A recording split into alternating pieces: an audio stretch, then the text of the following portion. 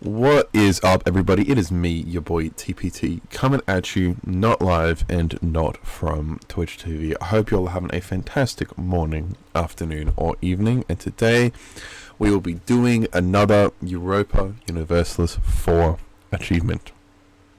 In this particular video, you may have possibly guessed it based off of the name that you can see on the screen, both right in the middle and up in the top left-hand corner, but today, we are doing our Christian Japan.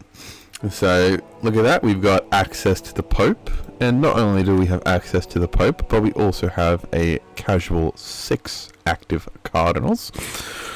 Really bumping up that papal influence, getting ourselves 8.5 every single year. Not bad, not bad, not bad. Costs us just a casual 10 grands to buy indulgences, because we are making just a little bit of money. But so we did 3 particular achievements in this run. We did Christian Japan, which is starting as a Japanese Daimyo, convert yourself and all of Japan to Christianity.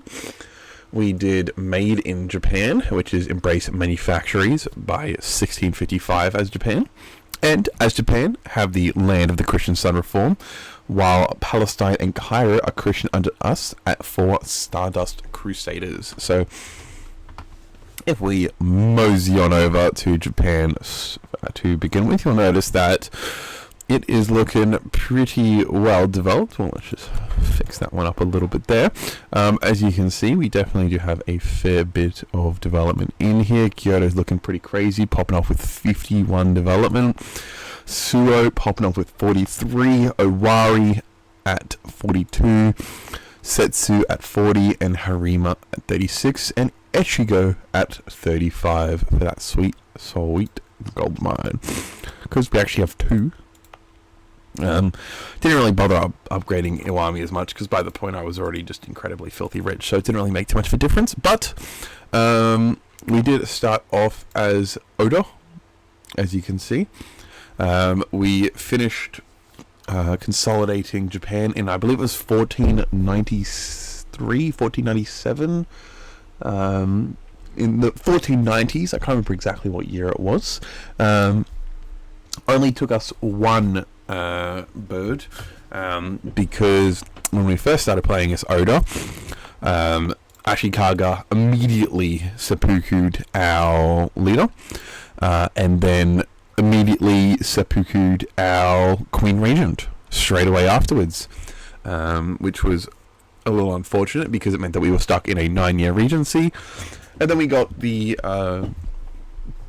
coup d'etat, or whatever it's called. There's a specific disaster you can get as a daimyo if you are in a regency council, specifically, not with a queen regent, but specifically a regency council, which pretty much ended that run. But we'd only gone to about 1454, so we weren't really that far in, and so we just started again, played as Oda, and had no such issues the second time around, and we were able to consolidate Japan pretty early on. Like I said, before 1500. I think that's really the target, you could say, is pre-1500, in my opinion. I think that's what you really want to be aiming for if you want to have a strong game as Japan. So once we did that, we waited to get the spread of Christianity incident, which, if you don't know, those incidents are actually tied to Shinto as a religion, not Japan as a country. So, unfortunately, once they were over, we did lose them, which sucks, because we were isolationist, which gives you minus 10% development costs, as well as, I believe it was goods produced or something. It's really, really good. I personally would overall say stay isolationist. It's definitely stronger. Gives you a lot of development modifiers. Like, you can get up to, with missions and stuff, you can temporarily get up to about minus 30% development cost, which is pretty crazy. Using, I believe it is, this one right here. So the reason we still got the development cost is because we swapped religion whilst we were isolationists. So the this mission retained the bonus based on our isolation level, but it's different depending on what your isolation level is usually. But also the other thing, as I will say, I really wish that we were able to get that bottom one there. I mean, look at that. So if you stay as Shinto, and you go full isolationist, you get a permanent 15% morale of armies, 10% manpower in True Faith provinces, +1 missionaries, and minus 50% cost of enforcing religion through war, which is just very, very nice modifiers. So I'm a little sad that we didn't get that, but Land of the Christian Sun itself does also have some incredible modifiers behind it. So it uses a government power system where you have 3 different options. You've got Petition for Holy Power, which costs 100 admin government power, so it doesn't cost any points, it costs power. It gives you a cardinal seat and 10 papal influence, which is really useful because we weren't really able to get cardinals prior to this. They just didn't really want to seem to give us any. That's fine. We just made our own. So that one was really nice. You got military parade. This one's alright. You got to have 50 regiments in a province, and then you can click this, and it gives you 3 of dev, 1 of each. Admin, dip, and mill, as well as 5 army tradition in that province, which is it's alright.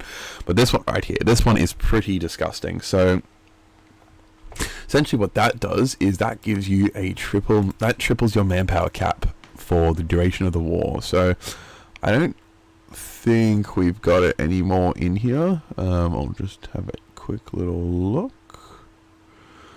No, we don't. Because essentially what it does is, if you declare a religious war, say for example against this fella, if we detected war there, it would triple our manpower. So see, our manpower is currently, you'll notice, our maximum manpower is currently 600,000, but our cap is 879,000. And that is because we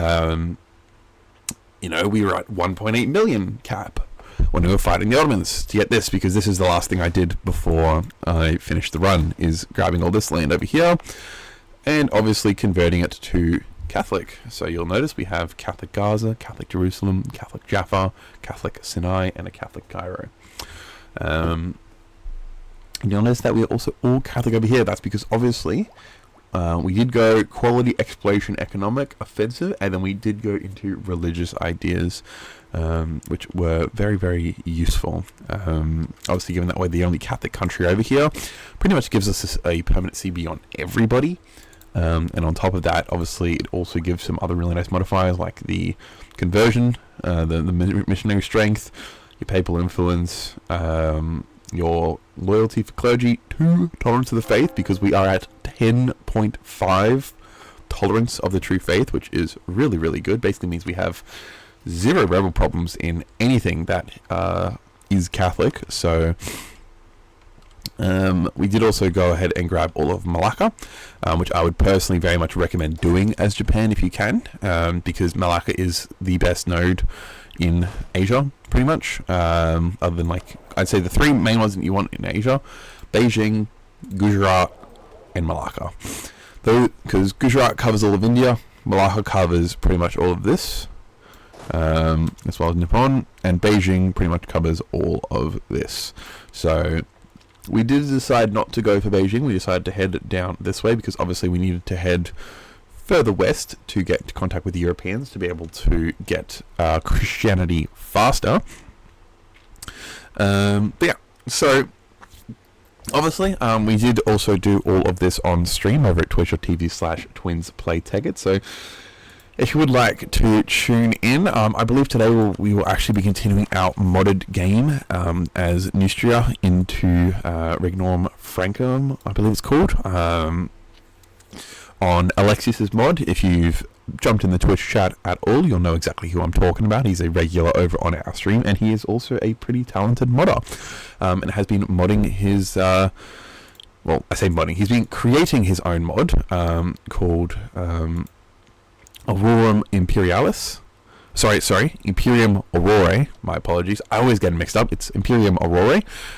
Link is over on the Twitch channel. And I will probably be doing a video about it once I have finished that France game, because that is our second one. We also played as the Knights Templar, which start over on these islands over here. Yeah, Lotharingia are formed, by the way, which is pretty impressive. You really don't tend to see them that often, but I thought that was pretty cool. Reason I allied them is because they have a PU over the Commonwealth, which really helped a lot when we were fighting the Ottomans with their 600,000 troops. Basically meant that I took very little casualties other than attrition. But anyway, overall, I think this is a very fun achievement, or a very fun group of achievements. Christian Japan, pretty easy. Made in Japan, essentially all I really did was I just built a bunch of manufactories. So I just put a bunch of manufactories in the rich provinces. I'd also have soldiers' households over there. Don't forget though, soldiers' households do not contribute to the manufactories institution. They do not provide a bonus to getting it. Because if we can just quickly... I think pretty much everyone will have it already. If I look, yeah, pretty much everyone has it already. Actually, it looks like some of these provinces in Russia don't. So if you look there, farm estate. See, it specifically says farm estate because soldiers' households don't count. It is only the actual manufactories that count. None of these other ones do, I believe. So keep that in mind when you're going for it. I just didn't really need it. All I did was I just saved up a bunch of money and I saved up a bunch of points so that because unfortunately I didn't get the institution. That's what I also could have done, is I could have just save scummed to get the institution, but it spawned over in Holland. So instead I just got it very quickly in Kyoto as well as in Suo, because they were both very high development provinces with manufactories as well as some other bonuses and such.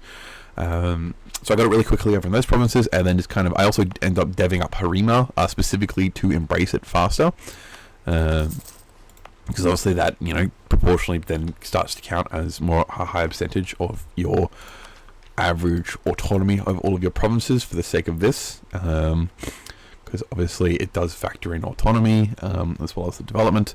So if you have a high development province that is low autonomy, that embraces it, then it is worth more than a lot of the other ones. So obviously we did actually end up stating all of Malacca, given that it's our home node now.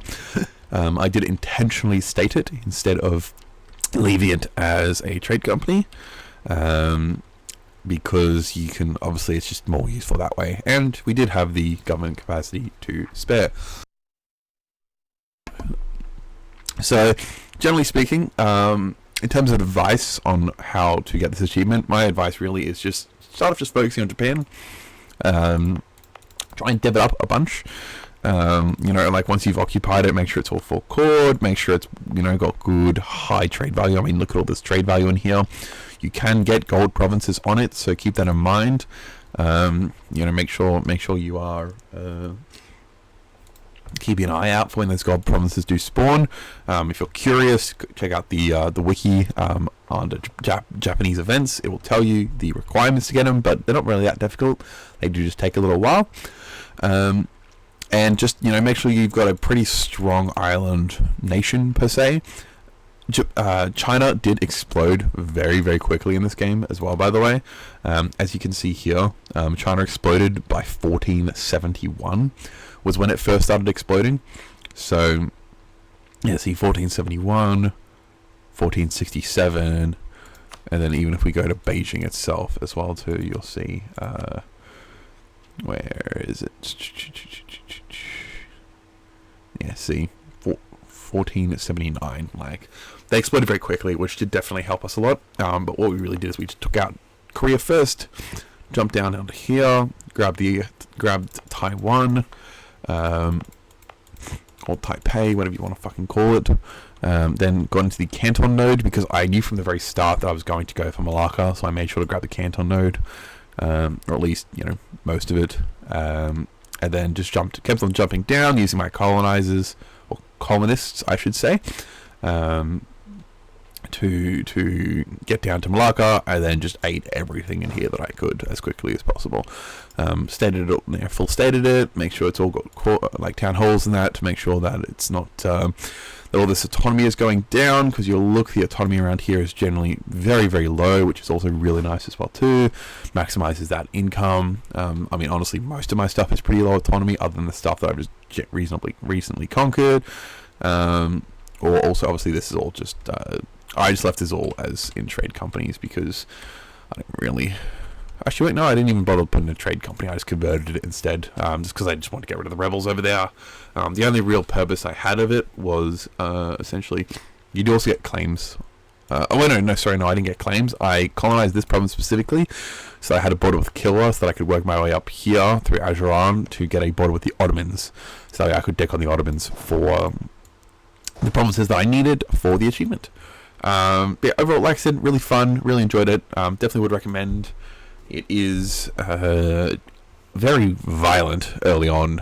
Like you do have to play quite aggressively in Japan if you're one of the smaller daimyos, because obviously we only start off as a one province minor. As Oda, you can always start as, I believe they're called Harakai. Where are they? I think is it this one here, Hosokawa. Starts off quite a few ones. You've also got Usagi, however you want to say it, up here as well. They're also pretty good options. I just wanted something a little harder to start off with, but there is definitely easier options to do it as, in terms of how many provinces you start off with, which does definitely make it quite a bit easier, because, you know, as a one province minor daimyo, you have a 4k troop limit. 4k, like not even 6k. You have a 4k troop limit, so it is definitely you get really good. It's very good at teaching you micro and stuff. But anyway, I would highly recommend it though. It's really fun. Japanese Thunderdome, always a good time. Anyway, that being said, I hope you guys enjoyed. If you did, head on over to twitch.tv/TwinSpecTakeIt, because I will be live at the time that this video goes live. I will also be live over on there. Again, playing more of our modded Regnorum Francorum. I probably said that incorrectly, but you'll see if you pop on over there. We started off with Neustria. Okay, I can say that at least, Neustria. But until then, I will catch you guys next time. Peace.